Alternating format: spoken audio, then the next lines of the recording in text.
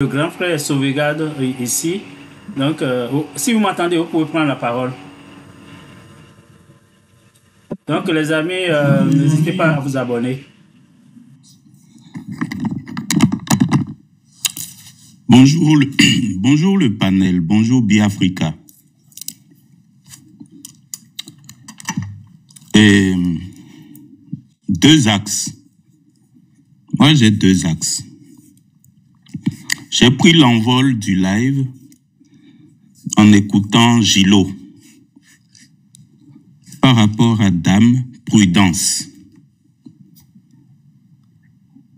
Jeune femme de 37 ans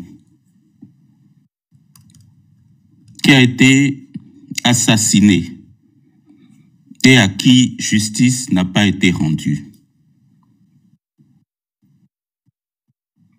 Bon, il y a cet aspect-là. Et puis après, j'aimerais parler aussi un peu du code électoral par rapport à la situation actuelle. Bon, une dame est décédée au Bénin en mai 2019. Nous sommes en 2025. Elle a reçu une balle tirée dans son dos, dans des circonstances troubles. Parce que les forces de l'ordre réprimaient des manifestants. Déjà là, il y a un problème. Parce que la liberté de manifester, c'est quelque chose, c'est un attribut de notre Constitution. Je vais y revenir. Depuis lors, je ne sais même pas si aujourd'hui, le corps de Dame Prudence, qu'on a dit qu'elle était morte de paludisme. Parce que le corps, entre-temps, avait été confisqué. Il est resté pendant, je crois, 1 année au CNHU de Cotonou à la morgue. Et quand on a délivré le certificat médical, tout le monde a vu, de visu, cette dame gisant dans son sang, ayant reçu une balle. Mais vous dites, en tant que médecin, ayant soigné cette dame, qu'elle est morte du palu. Il n'y a que vraiment le ridicule qui ne tue pas. Comment des médecins béninois, normalement, quand d'autres pouvoirs vont venir, le médecin qui a signé ce certificat-là, on doit le décharger de son diplôme médical. Parce que lui, il a prêté un serment qu'on appelle le serment d'Hippocrate, que Hippocrate lui-même a volé à Imhotep. Le serment d'Imhotep, volé par Hippocrate. Il ne doit être soumis à aucun régime politique. Il est médecin, il doit pratiquer son art qu'il a appris.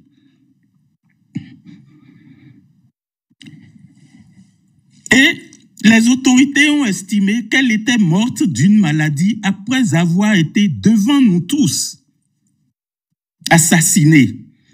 Ensuite, sa famille a demandé l'ouverture d'une enquête judiciaire indépendante. On attend toujours les conclusions de cette enquête impartiale, indépendante. Est-ce qu'il y a eu une autopsie qui a été faite? On n'en sait absolument rien. Donc, quand vous venez sur les panels, vraiment, c'est honteux de voir des Béninois qui devraient avoir un peu d'esprit patriotique, venir dire des inepties, telles qu'on a entendu Gilo le dire sur ce panel, sans aucun respect pour la mémoire de la personne tuée qui avait 5 enfants. Dans des circonstances que tout le monde entier a vu de visu, recevant une balle.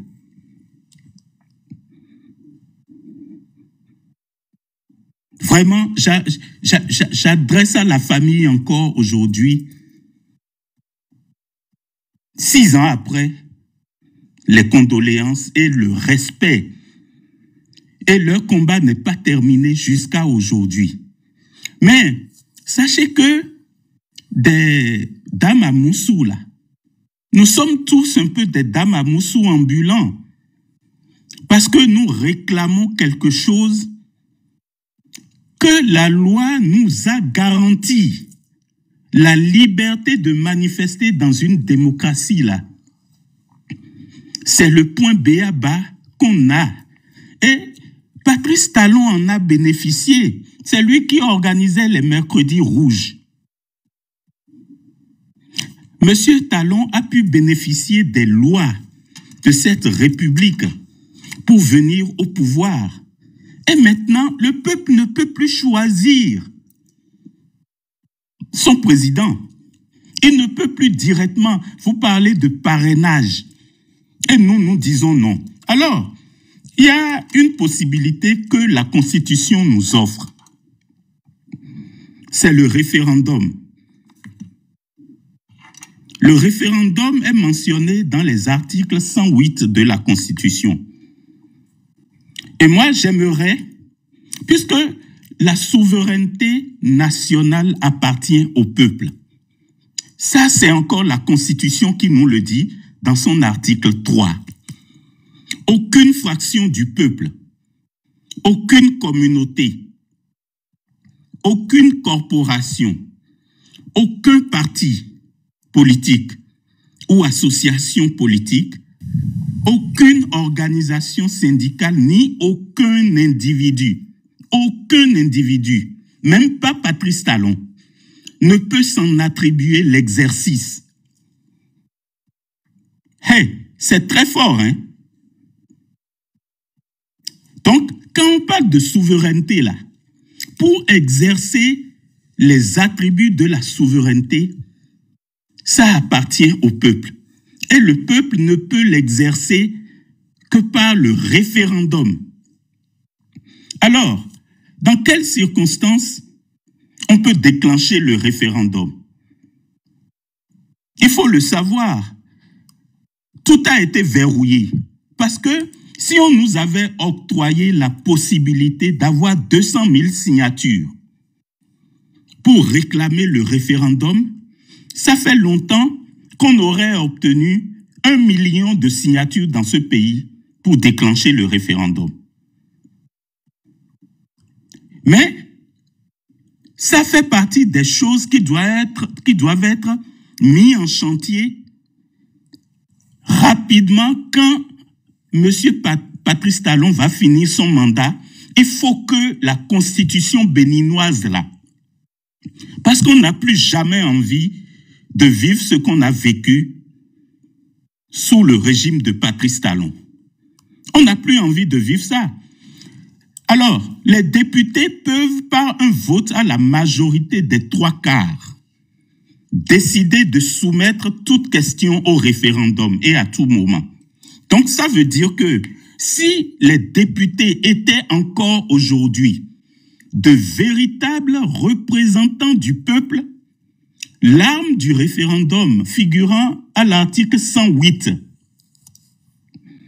de la Constitution béninoise aurait pu être activée. Mais voilà que les députés que nous savons ce qu'ils sont. Est-ce qu'ils sont vraiment nos élus? Nous savons comment ils ont été mis dans cette... C'est des gens qui votent des lois et qui, des mois après, demandent ça signifie quoi ce qu'on a voté?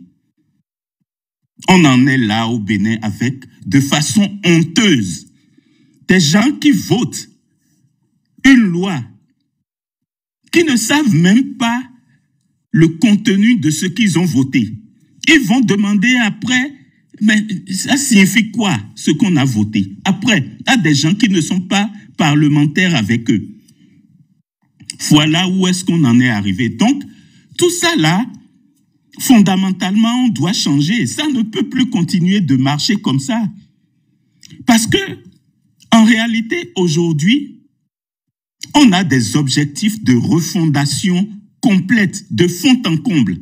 On ne veut plus qu'une seule personne puisse changer et bloquer le processus de tout un pays comme ça.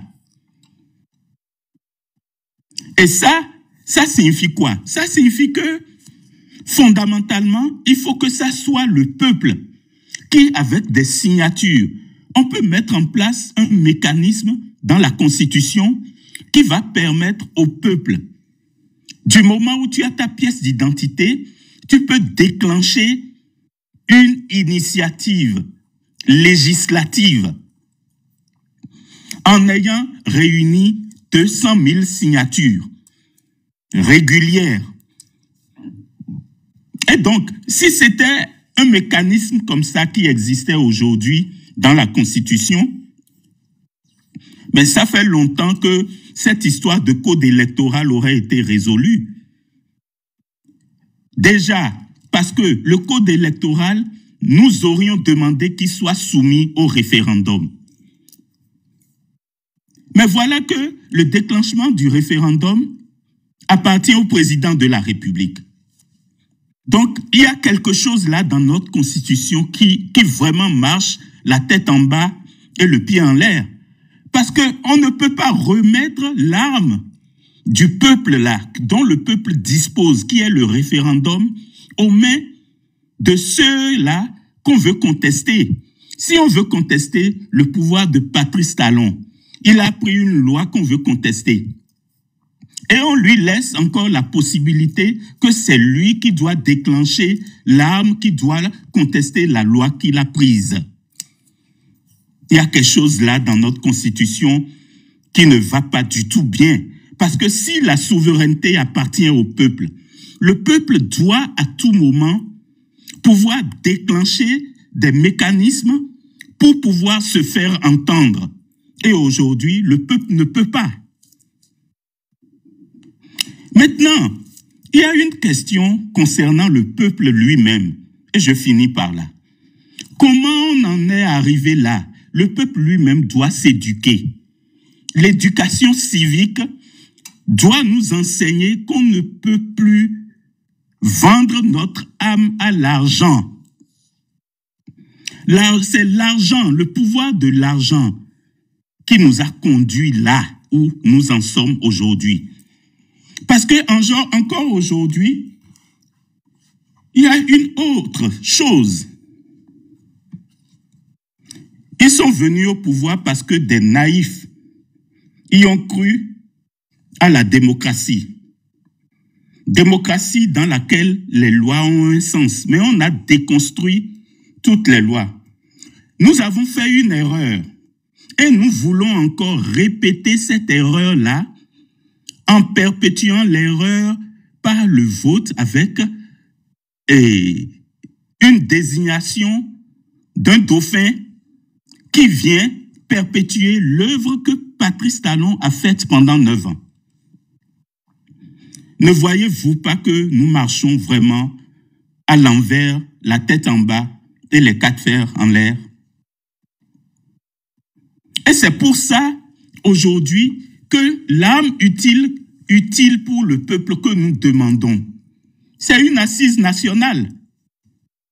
C'est la seule voie pour éviter le grabuge, le désordre dans ce pays, pour nous, aujourd'hui. La seule et unique voie que nous avons, c'est de nous réunir, non pas dans la violence, mais nous devons maintenant prendre nos responsabilités. Le peuple doit absolument faire pression sur le gouvernement d'une manière ou d'une autre. Et donc, ce n'est pas de faire de la violence, faire pression. C'est de décider de changer le cours des choses. Comment on va changer le cours des choses? Nous avons plein de places publiques. Il suffit qu'on prenne une date et nous disons, ce code électoral-là, nous n'allons pas aux élections avec. Nous nous donnons rendez-vous un jour précis. Et nous préparons en pleine connaissance de cause. Tant et aussi longtemps qu'on ne va pas retirer ce code électoral-là, cette manifestation ne va pas s'arrêter. Nous irons avec nos danses, nos tam-tams, pas à la force des baïonnettes, mais à la joie du tam-tam, des gonds, des kakabos que nous savons bien jouer. Et c'est là où nous allons assiéger une place publique avec des banderoles. Parce que la souveraineté nationale appartient au peuple. Et le peuple a le droit de manifester pour que sa volonté puisse passer. Ce n'est pas un groupuscule d'illuminés qui va décider à sa place de ce qu'il ne veut pas. Nous ne voulons pas aller aux élections avec ce code parce qu'il y a plein de problèmes avec ce code. Déjà, les 20% qu'on demande d'atteindre, on ne peut pas.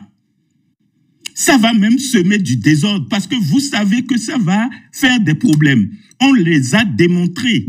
Par A plus B, vous dites c'est à la Cour constitutionnelle de décider, mais non. Par anticipation, de prévoir, d'éviter, par prévention, le désordre. Normalement, quand le peuple, dans sa majorité, dit ça pose problème, on ne peut pas accepter que ça se passe comme ça, aveuglément, et après on va encore commencer à tirer comme on l'a fait à Tchaourou, à Savert. Nous ne voulons plus qu'une seule goutte de sang tombe sur cette terre pendant les élections. J'aimerais que ça soit quelque chose que le gouvernement en place entende et favorise la révision par... Et vous voyez, aujourd'hui, là, vous prenez un journal au Bénin. Il y a un candidat qui s'appelle Wadani. Mais tout le monde adoube Wadani. Mais on ne fait que repousser et perpétuer notre mal-être. Parce que quand vous écoutez le Bénin profond, il vous dit, nous ne voulons pas aller aux élections avec ce code électoral. En raison de tous les problèmes qu'il comporte. Comment? Il y a des choses là qu'on peut quand même interroger. On peut interroger tout simplement. Alors, comment voulez-vous que les autres puissent participer aux élections alors qu'ils sont citoyens et y ont droit si vous avez mis en œuvre une exclusion dès le départ? C'est ça le vrai problème que nous avons. Et si normalement on fonctionnait dans un système qui se respectait, quand on a fait ce code électoral-là, qui engage tous les Béninois, on devrait le soumettre à référendum. Ben, à défaut de le soumettre à référendum, eh bien maintenant, nous demandons, nous exigeons des assises nationales pour parler non pas seulement du code électoral, mais des prochaines 50 prochaines années pour que notre pays soit lancé une fois pour de bon sur la voie du développement et pas seulement que des illuminés, 3 ou 4 se réunissent quelque part. Et c'est leur vision du monde qu'ils viennent imposer à l'entier des Béninois. Je dis ça et j'ai rendu le micro. J'ai fini. Merci Biafrica. 18 personnes, 19 maintenant, qui nous écoutent. J'aimerais dire quelque chose et descendre. Souvenez-vous, mesdames, messieurs, souvenez-vous que quand M. Patrice Talon a pris le pouvoir, il a prêté un serment sur la Constitution qui dit ceci. Devant Dieu, les mânes des ancêtres, la nation et devant le peuple béninois seul, détenteur de la souveraineté. Nous, président de la République élu, conformément aux lois de la République, jurons solennellement de respecter et de défendre la Constitution que le peuple béninois s'est librement donné de remplir loyalement, je souligne de 2 traits, les hautes fonctions que la nation nous a confiées,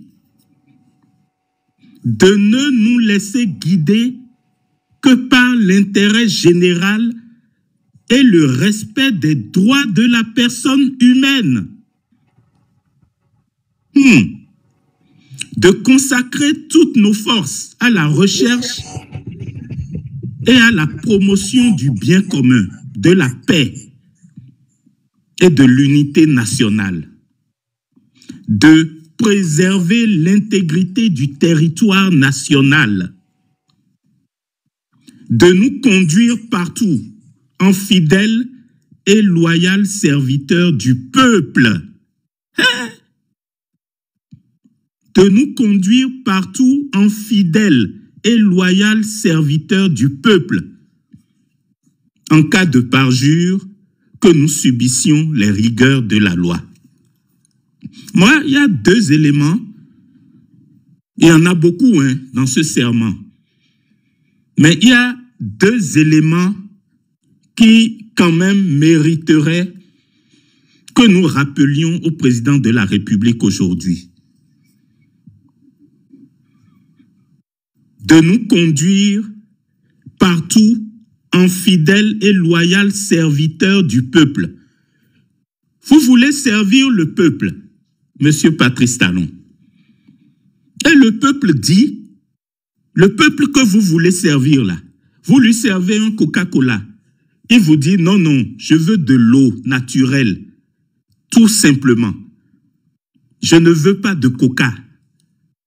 Vous lui servez du sodabi. Le peuple dit, non, monsieur, je ne veux pas du sodabi. Je ne veux pas du tchoukoutou. Je veux de l'eau, tout simplement. Mais sous la contrainte, parce que ce que vous êtes en train de faire aujourd'hui, c'est un peu comme si vous faites de la contrainte contre le peuple béninois qui ne veut pas aller aux élections avec une loi chrysogène. Mais vous insistez de partir aux élections avec cette loi qui va générer des conflits. Ça, c'est la première dimension de votre serment que vous avez juré, sur lequel vous avez juré solennellement que moi, je ne fais rien d'autre que de vous rappeler. Et puis, deuxième chose, vous avez dit de remplir loyalement les hautes fonctions que la nation nous a confiées. Le mot loyalement, là, la loyauté, elle voudrait des élections plurielles, transparentes, dont les conditions préalables voudraient que les Béninois, tous les Béninois, choisissent celui qui va les représenter. Donc, avec le système actuel, ce n'est pas le cas, ce n'est pas rempli. Troisième élément, vous avez dit devant Dieu, s'il existe vraiment un Dieu, s'il existe les mânes de nos ancêtres, eh bien, vous avez dit que vous défendez la Constitution. Et la Constitution dit, la vie humaine est sacrée et la souveraineté appartient au peuple. Tout est dans ce serment, Monsieur Talon. Tout est compris dans ce serment. Donc, si vous nous respectez en tant que peuple, eh bien, revenez derrière sur votre décision de foncer tête baissée aux élections avec ce code électoral chrysogène. Remplissez loyalement les hautes fonctions qui vous ont été confiées.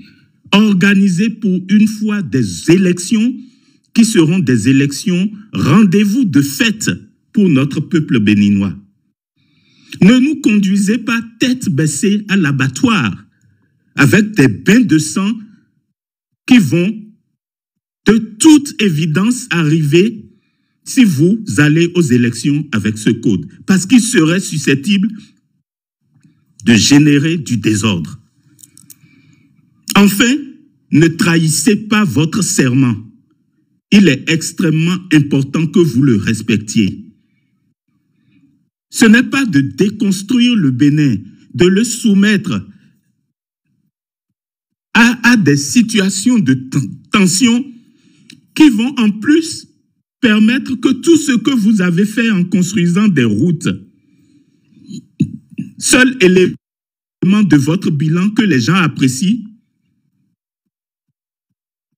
qui vont se démolir si éventuellement il y a des tensions qui naissent, on sait d'où ça vient. On ne sait jamais quand ça finit. Ne faites pas que notre pays devienne un Rwanda bis en Afrique. Faites en sorte que nous soyons et que nous continuions notre progression. Maintenant, vous avez fait vos 10 ans, bientôt, et vous allez descendre. Et puis, j'aimerais vraiment, si vous voulez choisir un dauphin, ok, choisissez-le.